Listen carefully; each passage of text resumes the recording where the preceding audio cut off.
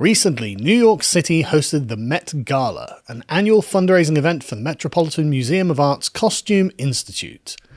As this would imply, it's where the 1% go to demonstrate how phenomenally out of touch they are with the average person by dressing like capital extras from the Hunger Games and attended to by faceless masked servants.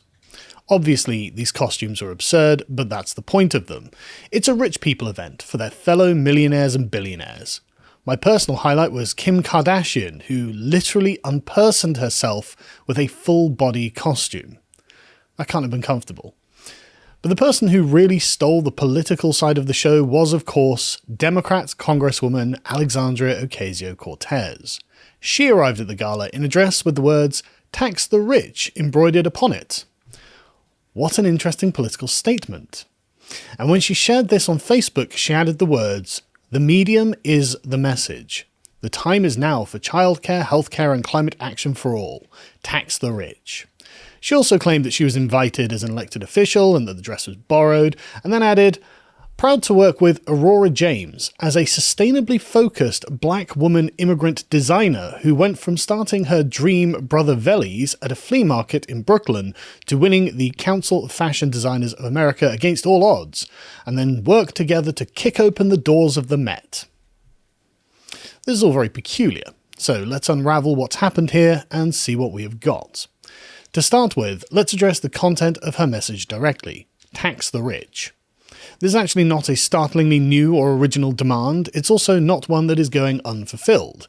In the United States, the top 1% of earners account for 40% of the taxes collected. So the rich are being taxed. Maybe she should have demanded that their taxes be increased, or perhaps close tax loopholes, or stop taxing the poor might have been more accurate, although maybe less catchy. But the demand to tax the rich is one that has already been fulfilled.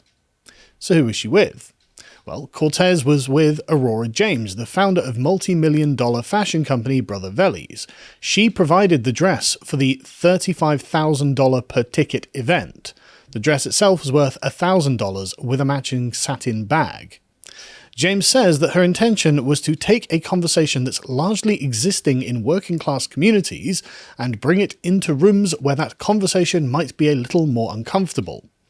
The slogan, "Tax the Rich," is probably quite uncomfortable to James herself, as she is not only a multi-millionaire, but the New York Post has also reported that James owes $100,000 in back taxes, has been accused of not paying her rent, and of running a sweatshop of unpaid interns.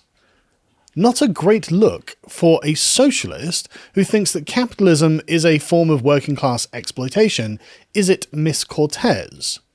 Turning up with a rich person who exploits the poor and literally doesn't pay her taxes is remarkably tone-deaf, but it doesn't end there.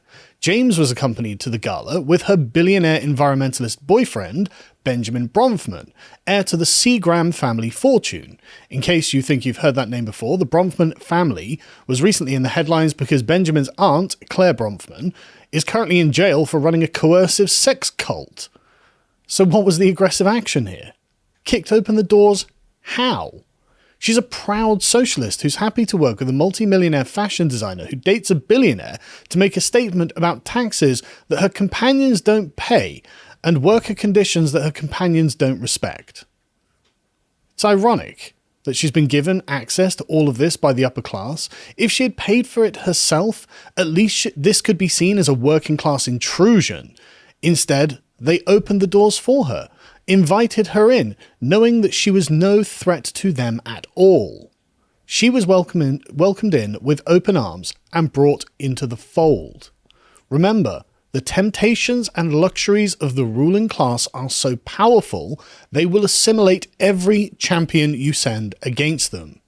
Recall how Alexandria Ocasio-Cortez began, as an apparent native of the Bronx who worked as a bartender and became a socialist Democrat superstar in less than a year, and now she's swanning around with the rich and famous while not challenging them on their own misdeeds by the very standards she herself claims to hold. So what does Cortez mean by saying the medium is the message? This phrase was coined by Marshall McLuhan in his 1964 book Understanding Media, The Extensions of Man. McLuhan thought that the method of communication, not the content of the message, should be the primary focus of study. The textual content of the medium is, in his view, a juicy piece of meat carried by the burglar to distract the watchdog of the mind. That is, the content is there to distract you away from what is actually being done. It seems that Cortez is saying that her "tax the rich" slogan is a way of distracting you from what she is actually doing, from the message contained in the medium of the gala itself. Imagine if she had just turned up to the gala in a normal $1,000 dress without a political slogan on it. How would that have looked? No wonder she needed some red meat to distract the watchdog of your mind. So what is the message contained in the medium? Cortez has been given free access to the upper crust of society, projected up there by the working class people of her district. She's wearing a slogan with no emotional or philosophical impact on them at all, and it is to signal to the peasants who voted her there that she's paying lip service to their concerns as she cavorts with billionaires and drinks champagne with inherited wealth. As McLuhan pointed out, the content of the medium is a juicy piece of meat to throw off the watchdog of the mind. Her "tax the rich" slogan is the meat, and the medium is the confirmation of the rich in their opulence and grandeur. She's joining in their fun and indulging in their luxuries. This is the medium and therefore the message. And what's more, she seems to be consciously aware that this is what she's doing by telling us that the medium is the message. What arrogance! The upper class have absorbed what was ostensibly meant to be a working class champion, sent to rock them at their core. Instead, she's laughing along with them, and by the time her term in office is done, will be a multi-millionaire herself. From what position could she even think of challenging them?